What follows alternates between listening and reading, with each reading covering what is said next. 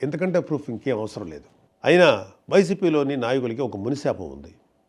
వాళ్ళు నిజం మాట్లాడితే తల 1000 ముక్కలై చస్తారు. నోరు విప్పితే చాలు అబద్ధాలు, లేదంటే బూతులు. ఈ 2 తప్ప ఏమీ రావు వాళ్ళకి. చిన్న అవకాశం దొరికినా ఏవో మాయమాటలు చెప్పి కులాల్ని రెచ్చగొట్టి కుల రాజకీయం చేయటం వీళ్ళకి వెన్నతో పెట్టిన విద్య. అయినా ముఖ్యమంత్రిని బూతులు తిడితే జైల్లో పెట్టక ముద్దెట్టుకుంటారా? ఎలాంటి వాడికి కులాన్ని ఆపాదించి కులచిచ్చులు పెడదామనుకునే మిమ్మల్ని కూడా అరెస్ట్ చేస్తే దరిద్రం వదిలిపోద్ది. అయినా కాపు కులాన్ని పట్టుకొని తాగుబోతులు తిరుగుబోతులు అంటూ పిచ్చి పిచ్చిగా మాట్లాడే అంబటి రాంబాబు లాంటి వాడిని కాపు కులానికి ఒక ఐకాన్గా రంగాగారి బొమ్మ పక్కన రాంబాబు బొమ్మ పెట్టి రుద్దే మీ వైసీపీ బ్యాచ్ని నేను కొన్ని ప్రశ్నలు అడుగుతాను. వీలైతే సమాధానం చెప్పండి. 1.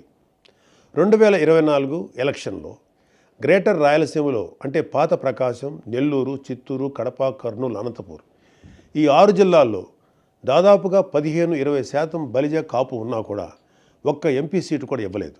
74 అసెంబ్లీ సీట్లలో ఒక్క పరుచూరు తప్ప ఇంకా ఏ సీటు కాపులకు ఇవ్వలేదు వైసీపీ.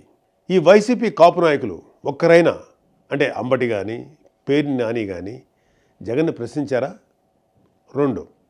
రాజంపేట ఎంపీ సీటు ఎప్పటి నుంచో బలిజలు ప్రాతినిధ్యం వహిస్తున్న సీటు.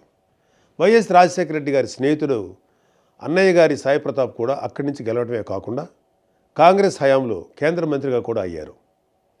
అలాంటి సీట్ని జగన్ మిథున్ రెడ్డికి 2014లో కట్టబెడుతుంటే మన టైగర్ అంబటి, లయన్ పేర్ని లాంటి వాళ్ళు ఎక్కడ నిద్రపోయారు? 3. అసలు మీకు అంత తెలివే ఉంటే మీరు ఆ పార్టీలో ఎందుకుంటారు? అసలు మిమ్మల్ని మీరు ఒకసారి ప్రశ్నించుకోండి.